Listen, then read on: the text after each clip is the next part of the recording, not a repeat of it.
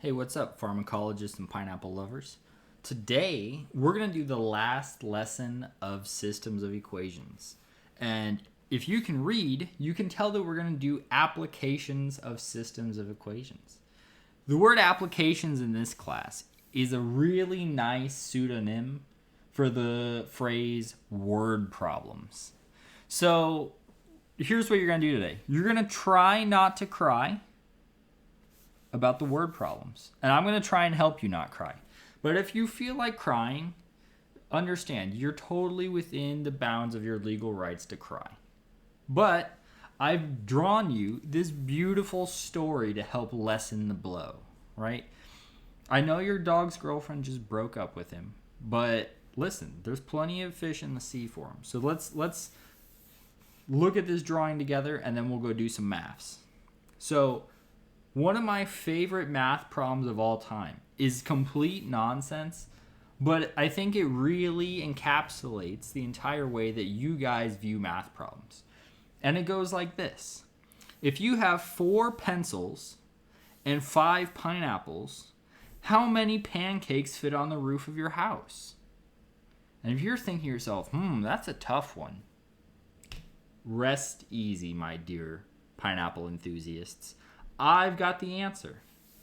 The answer is purple, because aliens don't wear hats, obviously. And now I know you're kicking yourself. You're thinking, man, how could I have not seen that one coming? It's all right. That's what I'm here for. I live to serve you guys. So anyway, I spent probably more time drawing these whole pineapples and stuff than I did actually making the notes, but I had a good time. So, all right, let's go do some word problems. So, before we get to the word problems, I've got to give you some pro tips because I'm a professional who's paid literally nothing by you to give you advice. So, I'm going to do that. So, here are my 3 tips to making word problems not so crappy.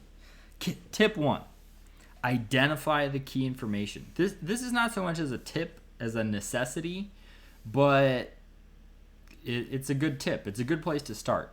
So for all the problems you're going to do today, there are usually, and when I say usually, I mean always, 2 variables, which are things that are changing, right? They vary. That's what the word changing means. So you want to look for those 2 values. And the other thing you want to be on the lookout for, keep your peepers peeled for totals. That means all of something, right? They sold 5,000 pineapples. They made a total of $15,000. Altogether, you're going to have 8 gallons of pineapple smoothie. You know what I mean? Things like that.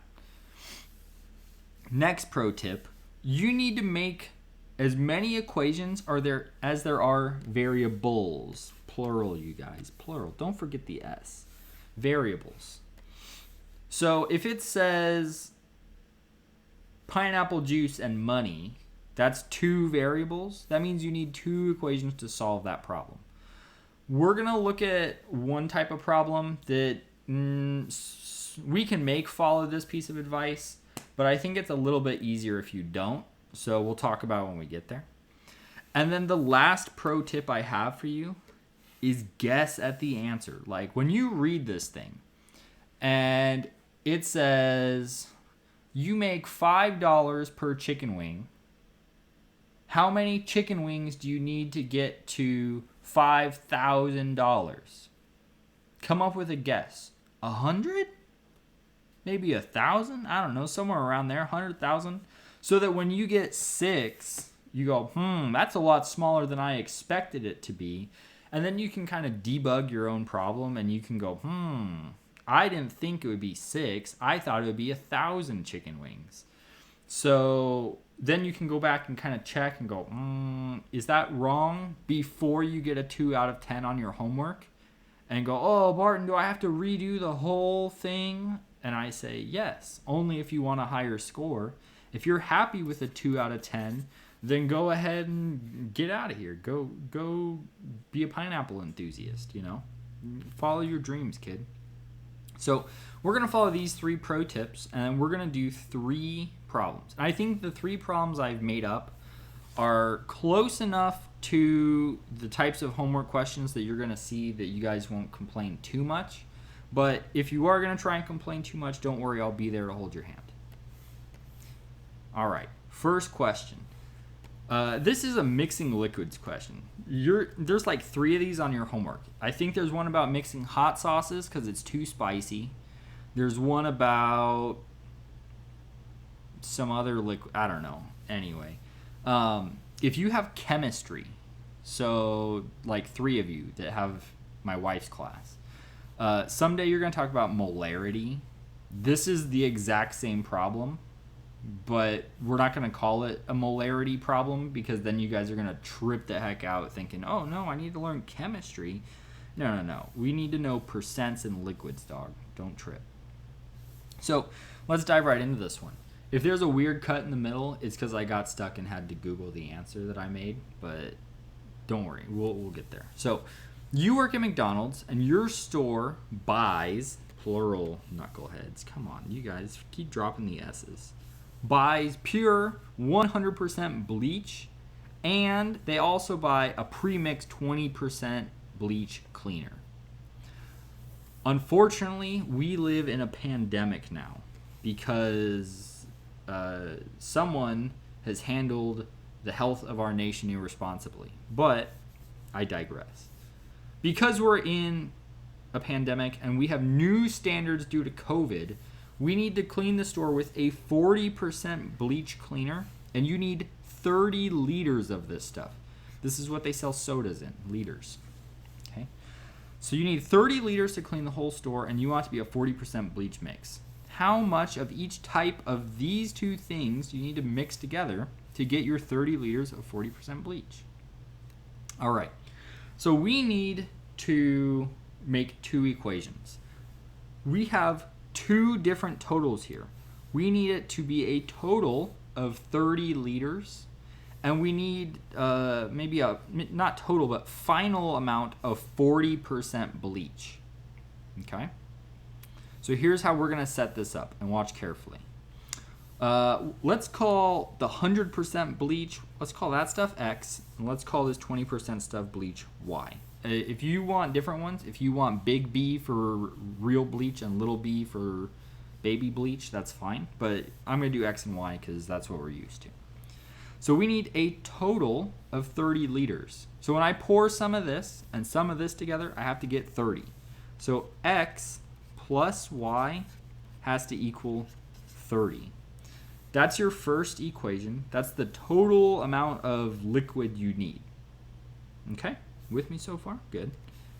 Now here's the tricky one, and this is why there's an example, because I don't know how to teach you to set this up besides to just show you how to set it up and then say, now do that from now on. The next thing we need to do is set up kind of a weighted average. Okay? So if we're going to say 100% bleach, we're going to change the percents to decimals. So 100% as a decimal, move decimal 2 places left, that's a 1.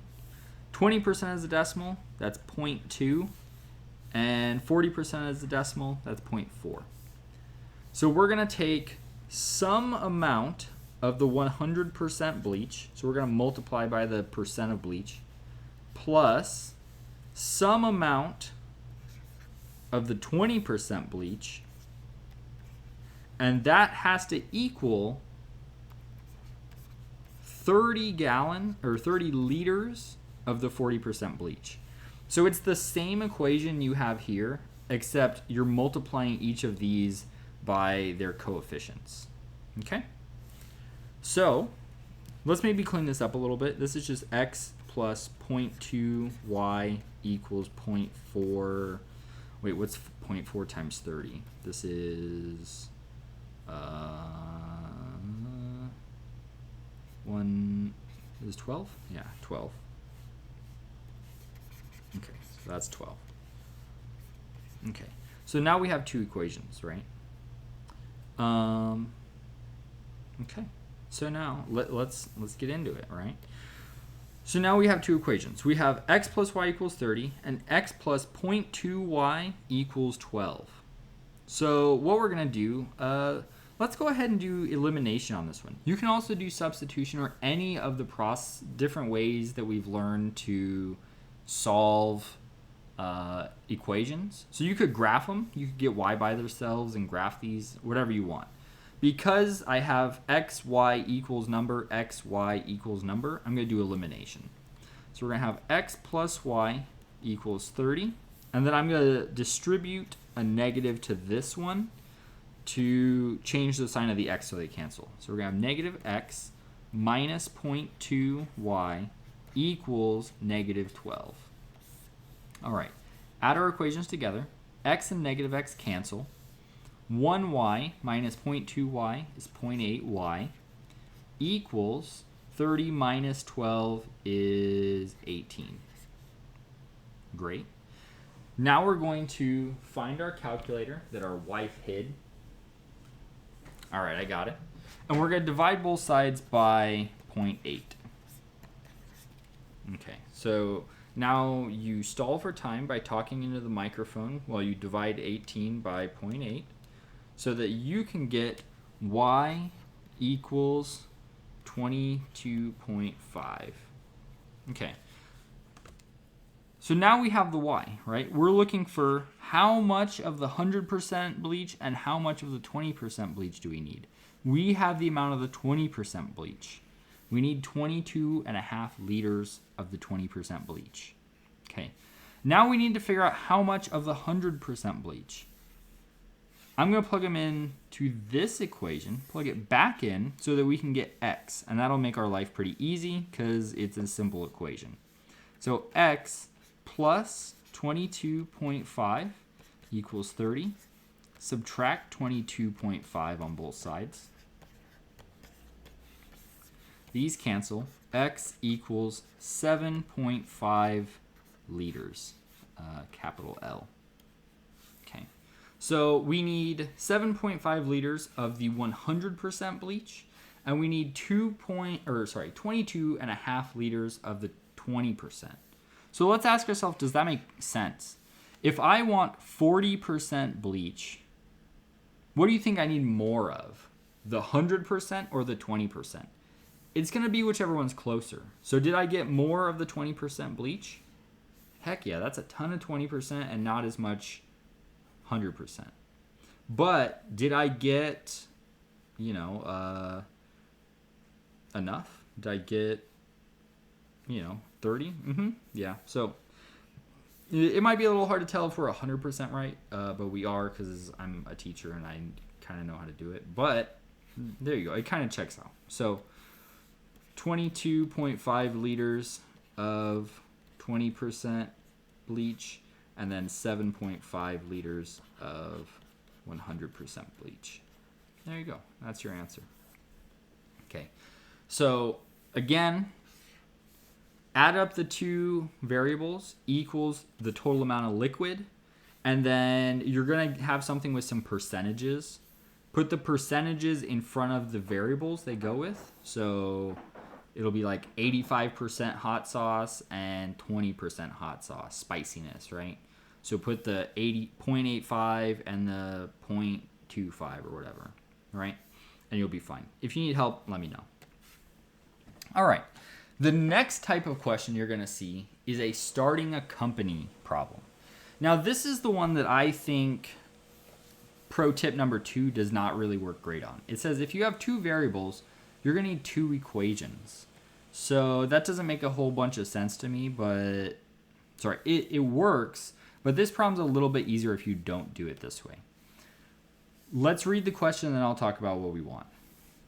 You start a t-shirt company and spend $1,000 buying equipment to print shirts and paying an artist to make your first design because you have to pay your artist. You probably suck at art, so pay someone who doesn't to make something nice. Okay? Don't fool around. Just pay your artist. They deserve it. They're not going to do it for free. It's their job. You have to pay them. All right. So we spend $1,000 buying equipment and getting a design. We don't have any shirts yet, and we haven't made anything yet. We've just set everything up. Now, you have to buy the shirt and print it with your design. It costs $10. in supplies for each shirt, and you sell each shirt for 25 smackaroos. How many shirts need to be sold before you break even? Okay, so let's talk about what this phrase break even means, and then I'll tell you how to set this up so you don't need two equations. Okay, break even means the cost that you have put into this. This means $1,000 up front. So let's write this down. $1,000 you've paid just to buy your t-shirt printer thing, plus $10 per shirt. It costs you $10 to buy a shirt, and then, or maybe $9.50, and then 50 cents in the paint that goes on the shirt for the design, right? So it's $10 and then per shirt, so we need to multiply by the number of shirts. Okay. We want our cost to equal our profit. That's what it means to break even. If you have made $1,000 and you've spent $1,000, you've broken even, right? So we want the cost of doing business to be equal to profit. That's when we're even. And then if we can make that higher, like we can make more profit, then that's great and we're a successful business, right? So our profit, let's think about how much profit we make. We make $25 per shirt each. So $25 made times the number of shirts we sell. Okay. So this is the equation you want to set up. You can see there's only one variable here. You can kind of force it to be another one. So one other way you could set this up is 1,000 plus 10s equals cost.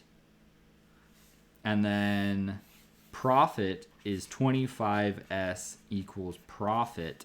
And then you need break even. You need a third equation to connect them. You need to know that cost equals profit. So we have 1, 2, 3 variables, 1, 2, 3 equations. That's too much noise. Cost equals profit, one variable, and that'll get the job done. Okay? So now we just want to know how many shirts. So we're looking for S. So what we're going to do is we're going to move all our S's to one side and then solve for it. So we're going to subtract 10 shirts minus 10 shirts. Those cancel. So we have 1,000 equals 15s. Divide both sides by 15. I don't think this goes in evenly. Let's check. Let's check on our calculators. 1,000 divided by 15. Give me a decimal, please. So S equals 66.66 repeating shirts. Okay, let's ask an important real-life question now. Can you sell 2/3 of a shirt? Like, is someone going to buy a shirt if half the design's not on it or you rip 2 of the sleeves off? Not unless you live in, like, Kentucky, right? So because shirts are kind of an indivisible thing, like people, there's no such thing as 2/3 of a person. You can't sell 2/3 of a shirt. So in this case, how many shirts would we need to sell to break even?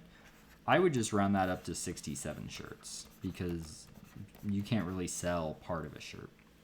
I don't think this thing happens on your homework. I think they all come out to nice integer numbers. But if you do happen to get something like 66 2/3 of a person or a shirt, just round to the next one. Because if you only sell 66, you're still in the hole. So there you go. So one more time just to reiterate. Put all your cost on one side. That's your startup cost plus however much it costs you per thing you're making. And then set that equal to your profit, which is probably going to be some number times the number of things you're making or selling. Cool. All right, last example. So now we have, this is like the traditional system of equations problem. This is how your manager has you like count down your register at the end of the night.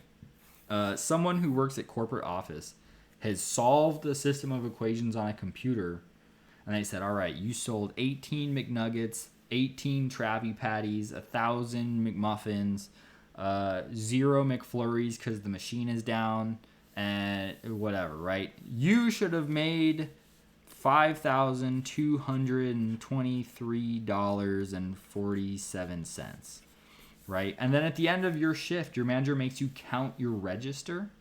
And if they don't add up correctly, they're like, hey, bro, you stole or you've been charging people wrong. So it's applicable, but they don't actually have like common cashier people at McDonald's do this. They have some guy at corporate office do it. But let's read the problem. You work at Barton's farm. Ooh, I'm a farmer now. And the farm is doing a family fun day with a corn maze and some fun activities that the kids will love.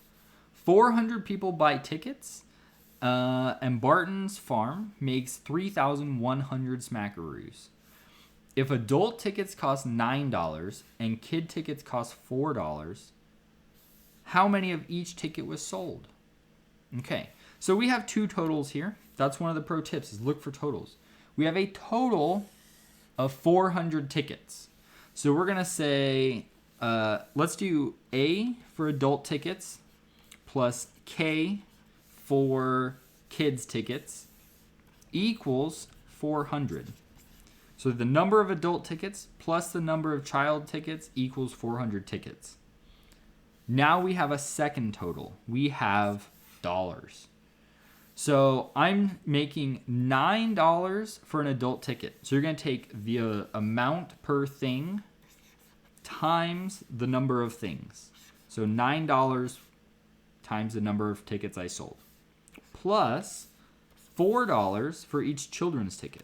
So 4 times K equals the total amount of money I made, $3,100. Okay. Now we have two equations with two variables, and we're just looking for A and K. All right. So here's what we need to do. We need to solve this system somehow. We could do elimination again. Let's do substitution just for the sake of doing substitution once. So I'm going to move the A to the other side. So we have K equals 400 minus A. And now I'm going to substitute this into K. All right. So we have 9A plus 4 times 400 minus A equals 3,100. And now we're going to solve this equation for A. So first, let's distribute our 4. So we have 9A plus 4 times 400 is 1,600. 4 times negative A is negative 4A equals 3,100. Now we're going to combine our like terms. So 9A minus 4A, that's going to be 5A. And let's go ahead and subtract 1,600 on both sides to get the A's by themselves. So these cancel, and we get equals 3,100 minus 1,600 is 1,500 or 1,500. Divide both sides by 5. A equals 5 goes into 15 3 times, and there's 2 zeros left over. So we sold 300 adult tickets. Okay. Now we need to find K. So we're going to plug this number back into either equation, but this one has smaller numbers, so I'll do that one. So we have 300 plus K equals 400. Subtract 300 on both sides. K equals 100. So we sold 300 adult tickets, 100 kids tickets. So this is like, never mind. I was going to make a metaphor and kind of justify why so many adults went to a farm. But, you know, maybe they don't have, maybe it's like 2 adults per 1 kid and then some dates, right? It's like you knuckleheads being like, let's go to a farm. And then your girlfriend's like, is it Fear Farm? No, that sounds lame. I thought you said we were going to Fear Farm. But anyway. So there's the 3 main types of problems you're going to see. If you find something else that's way different than that and you can't figure it out, of course, come ask me. Let me know. Say, hey Barton, you didn't teach me good enough. I need more help. Please, Barton. You know I'm scared of word problems. If you could leave me a like and a subscribe, it really helps out the channel. Since I'm a teacher and get paid almost nothing. I'm just kidding. You don't have to. It's more just for my own sense of self-satisfaction than it is for anything else. But, screw your math teacher, I guess. They don't have feelings.